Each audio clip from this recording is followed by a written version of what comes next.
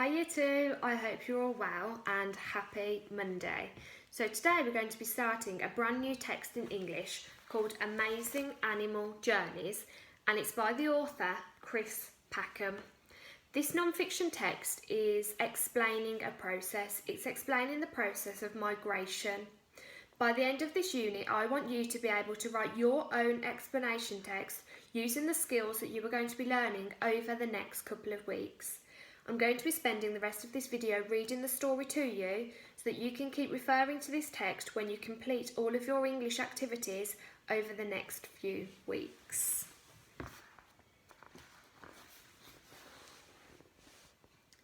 Every year, billions of animals move from one part of our planet to another.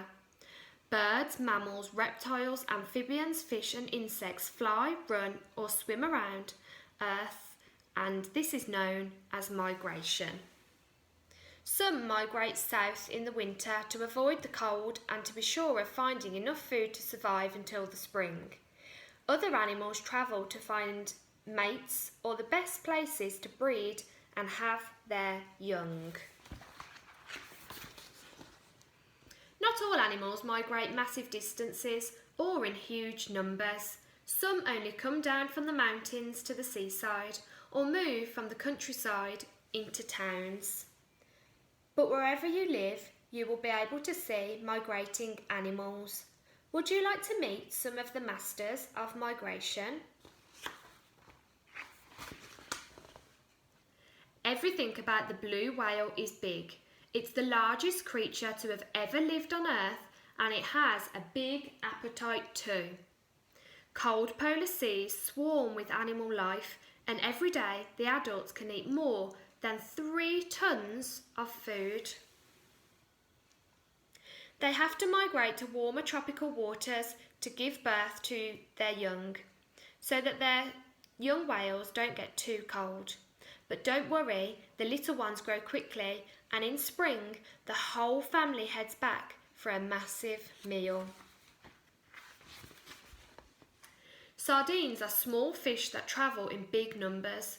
Shoals of billions swim up the coast of Africa, but an awful lot end up in the stomachs of hungry whales. Fishermen catch sardines too, and because so many get caught in their nets, these fish have begun to disappear. This is bad news for the animals that eat them, especially the poor whales. A seawater lake on an island in the Pacific Ocean is home to golden jellyfish. Every day, millions of these animals swim from one end of the lake to the other and back again. It's a very short migration, but without it, they would all die. The jellyfish follow the sun because they have tiny plant-like algae living inside them that get energy from the sunshine. It's this energy that keeps the jellyfish alive. Jellyfish are also the favourite food of some extraordinary reptiles, the Leatherback Turtles. Every few years they paddle back to a special beach to breed, using a strange third eye on top of their head as a compass to help them find their way. They choose beaches that are safe and have shallow sandy shores that the turtles can climb and dig their nests into. There is never snow on Christmas Island, as it's in the warm Indian Ocean, but once a year when heavy rain falls, millions of red crabs scuttle out of the forest and down to the sea to breed. The crabs cover the roads and can puncture car tyres with their tough shells if people drive over them. Special crab wardens help the crabs cross and get safely to the sea. Migrating animals face other dangers too. They need to watch out for other creatures that eat them. Wildebeest roam in huge herds on the flat, grassy savannas of Africa. Because wildebeest soon eat all the grass, they must migrate to new spots so their young ones can find plenty of food. This is a very perilous journey, as there are many animals waiting for them. Some, such as crocodiles, have been waiting a year for this chance to eat a meal. Where there's plenty of food, some animals will gather in mega massive numbers. In a cave in Texas, USA, there are 20 million free-tailed bats. Each night they all fly out to eat tons of moths, beetles and other insects, and in winter they all migrate south from the USA to find the warmer weather that these insects like too.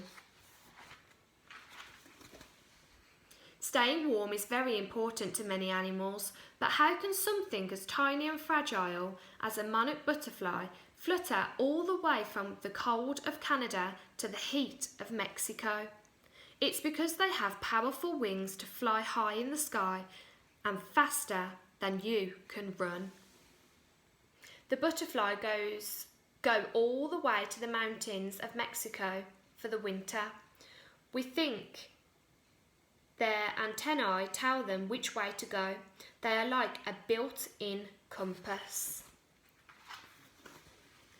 Until recently, many birds would fly to Africa for winter. However, due to climate change, some birds, such as blackcaps from Central Europe, now visit Britain. The changing climate looks like it will be having big effect on migration all over the world.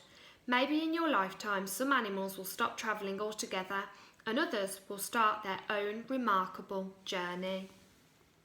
In spring, black caps that spend the winter in Britain return home, get the best spots and survive better than any other birds that fly south. And here are lots of the animals that we've been talking about.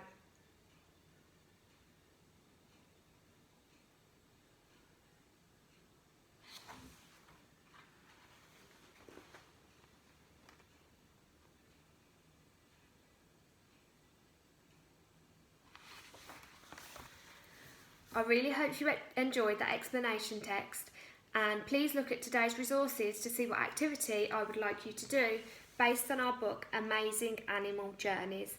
There's also another YouTube video to follow this which tells you how to complete today's activity. Have fun, and I can't wait to see your pictures.